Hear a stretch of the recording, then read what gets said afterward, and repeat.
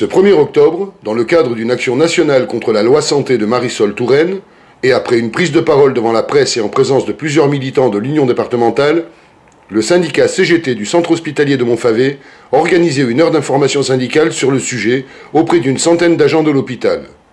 Sans oublier de leur donner rendez-vous le 8 octobre dans la grève et la manifestation. Donc cette loi dite de modernisation de notre système de santé reste pleinement prisonnière des dogmes financiers et des politiques d'austérité du gouvernement. Et notre sécurité sociale est appréhendée par nos gouvernants comme un coût pour la société qu'il faut absolument restructurer et rationaliser pour toujours moins de dépenses publiques au mépris de la qualité des prises en charge, des conditions de travail et de l'égal accès aux soins.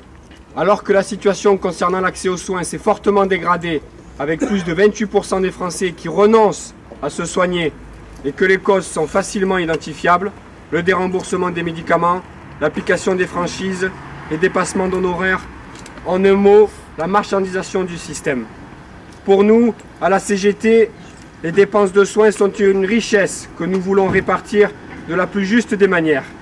C'est un investissement dans le bien-être de la population qui forcément irradie dans la force économique du pays.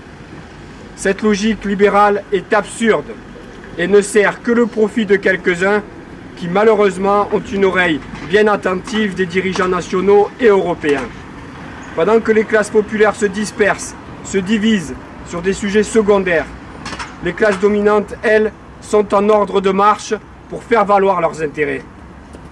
À la CGT, nous défendons l'intérêt général et l'hôpital public est notre bien commun. Ensemble, nous devons le défendre, le sauver du péril imminent dans lequel les gouvernements successifs veulent nous amener par leurs réformes libérales. Cette loi santé est une nouvelle étape. Malgré que la loi ne soit pas encore votée, sous l'injonction de la ministre de la Santé, les directeurs généraux des ARS mettent déjà en place des directives de la loi santé. On assiste là à un renversement historique de la logique démocratique de ce pays. En imposant une procédure accélérée sans retour du débat à l'Assemblée nationale et en affichant une opacité sur le contenu de la réforme, nous comprenons la volonté de ce gouvernement qui cherche par tous les moyens à limiter le débat démocratique et la confrontation avec les partenaires sociaux. Localement, les directives de l'ARS ne se sont pas fait attendre. Les réorganisations et les restructurations vont bon train. Fusion de la Clairière et de Mérignargues, projet de fusion des deux pôles enfants sud et nord, non-remplacement des départs à la retraite, restructuration des services techniques pour plus de travaux neufs. Malgré quelques mesurettes de santé publique pouvant être présentées comme des avancées, la grande majorité du texte présente des remises en cause fondamentales du service public et de la réponse aux besoins de santé des usagers.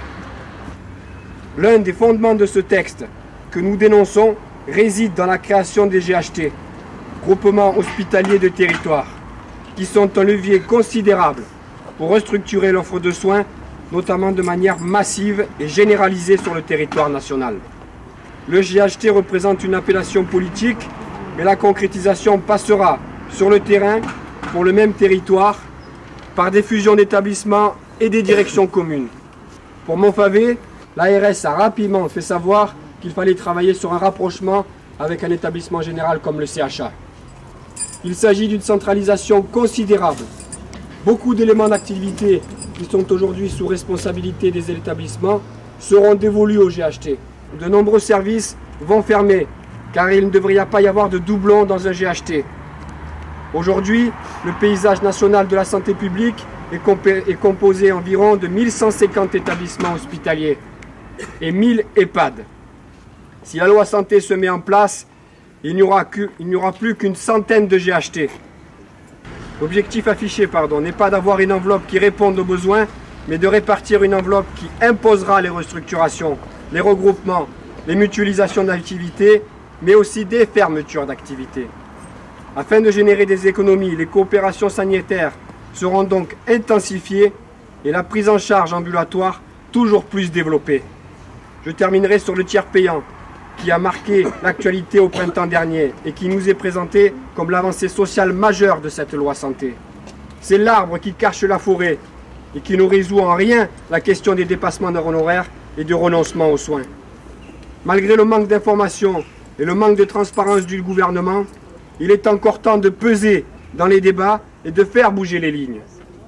Créons ensemble les conditions du rapport de force avec la CGT le 8 octobre prochain pour les salaires, pour l'emploi, pour la protection sociale et pour les services publics. Et on lâche rien. Bravo.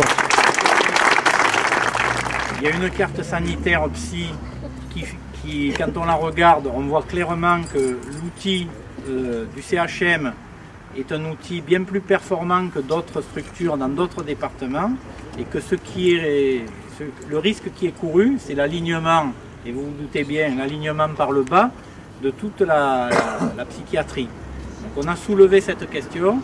Dans l'évaluation qu'avait faite l'ARS, elle avait oublié tout un pan de l'activité du CHM, quand on connaît l'état de délabrement de la psy dans certains départements, être très pénalisant pour le CHM, en sachant quand même que nous, on sait que c'est aussi, cet outil, il a aussi été préservé, parce qu'il y a eu un rapport de force syndical important.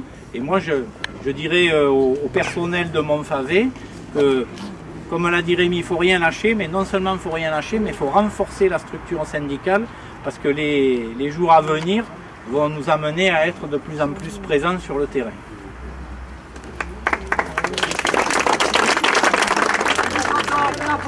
Oh, les bras en l'air un peu là. On va la gagner cette lutte. On n'en veut pas de cette loi santé.